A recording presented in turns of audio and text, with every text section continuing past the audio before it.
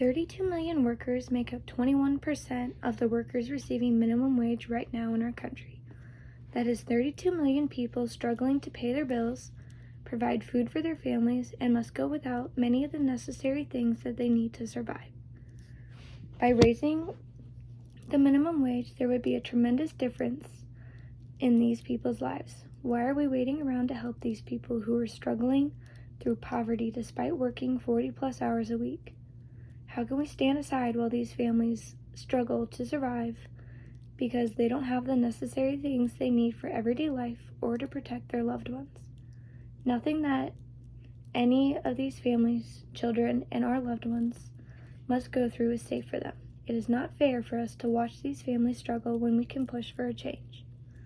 From the site, How Increasing the Federal Minimum Wage Could Affect Employment and Family Income, we have a graph that shows what would happen to the number of people in and out of poverty if we increase the minimum wage to $15 an hour. The number of people that could leave poverty gradually is increasing over the years, according to the graph.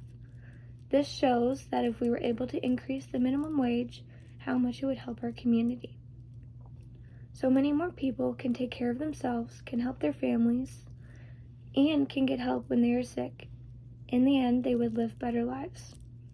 We would be helping people live the way that they should, rather than allow them to continue down the path of destruction and hardship that many people in our communities are going through right now. We as a community can push for better. Our government needs to aid in the creation of an adequate minimum wage that can help support families. Companies need to band together to ensure that their employees are receiving the pay that they deserve. We need to fight for what our labor is worth rather than be treated like we are cheap labor. The point of our government and elected officials is to support us and fight for what our communities need. There is no fight from many of the officials because they don't understand what more than 39 million people are going through by making less than $15 an hour. By 2025, according to 26 Fact Sheet, in rural Missouri, a single adult without children will need $39,800, which is more than $19 an hour as a full-time worker to cover rent, food, transportation, and other basic living expenses. This is a single adult without children. A person with children is more likely to need more than that amount to survive because they are not only caring for themselves, but another person, a person that needs necessary things to survive. Our government doesn't see it this way, even though in New York City alone, between 2,800 to 5,500 premature deaths have occurred because there was no money for the child or the mother. An increase to $15 an hour can provide safety, shelter, and food to a pregnant woman or a mother who needs to care for their child. Without this money, the death toll may continue to increase. It is not feasible to maintain a federal minimum wage of $7.25. While many states are keeping it at this level, even though inflation is increasing, there needs to be a change.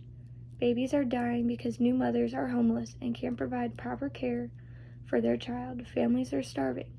Children hope and pray for school breakfast and lunches because there is no food in their homes. This is no way for anyone to live, and it's all because there's no push from our government to protect them. It's our government's job to aid us during hardship, to lift us up and begin to rebuild, and most importantly, it's their job to create new laws that go with the changing times. It is not 2009 anymore, when the minimum wage was raised to $7.25. It is 13 years later, and we need to see a change. Companies around the world seem to be okay with CEOs making 296 times more than a typical worker's salary. How can this be seen as right? Why are we allowing companies to take advantage of their workers like this? We cannot continue to allow CEOs of big or even small companies to not pay their workers for what they are worth, just so that they can have a larger profit in the end. From the article No More Lies, the truth about raising the minimum wage states that if the minimum wage growth had been tracked with the growth in workers' productivity since 1968, the minimum wage would be $18.42. This is more than double what the federally mandated minimum wage is right now.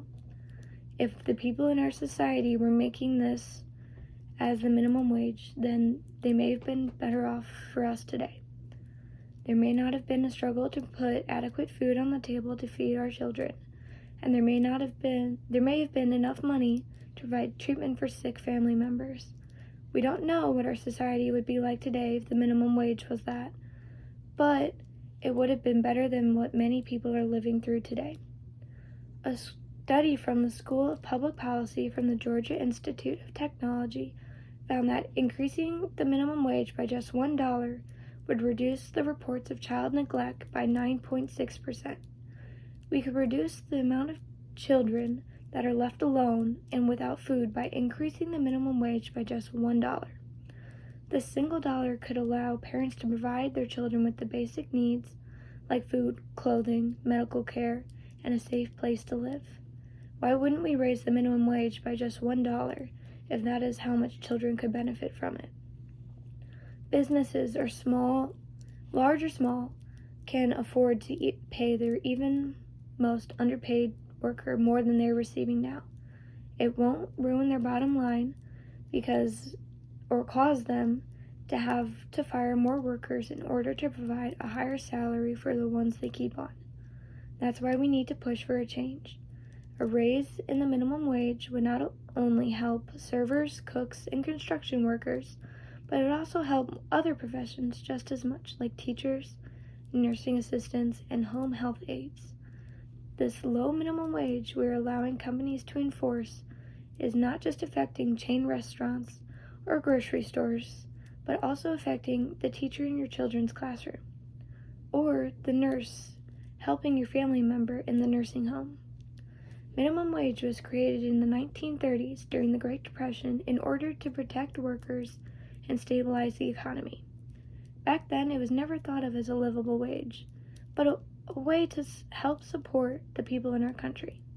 This shows that in the 1930s, our country was doing more to support us than our country is attempting to do today. From the quote, from the article, minimum wage is not enough, from Drexel University states, the U.S. minimum wage was never truly a living wage. Over time, it has done less to reflect the true value of workers and no longer supports families in a way that promotes health and keeps them out of poverty. Even though these families are working full-time jobs, they are unable to afford the basic things that they need to survive. This isn't a way to live. There are people in our community that are working 40+ hours a week and then must also resort to selling blood plasma twice a week in order just to make ends meet and put one meal on the table a day. One meal a day plus donating blood plasma twice a week will make anyone feel sick, weak, and miserable. By allowing people to have the ability to provide for their families with a higher salary, they will also have access to things they may not have had access to before. This may be simple things like bread or warm clothes, but it could also be life-saving things like infant care, warm shelter, and even a mode of transportation to get people to a safe place. These are basic things that every person should have the ability to get, but with the low minimum wage, some of these things are impossible to have.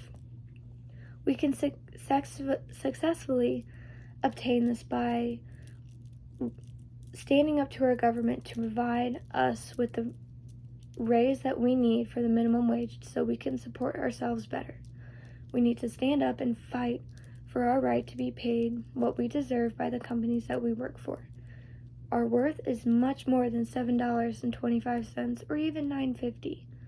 We need to make that known because our communities need to band together to show what we are worth. We can increase the minimum wage in our country. By taking a stand against companies and our government, we can fight for what is right to protect ourselves and our families. No one will do this for us. No one will protect our children from going to bed hungry because there isn't enough money for dinner that day. No one can protect us from working more than 40 hours a week and still receiving less than what we deserve. We need to protect ourselves, our family, and our children. By fighting for a higher minimum wage, we can and will create a better future for ourselves and solidify a new foundation for future generations by lessening the poverty in our communities.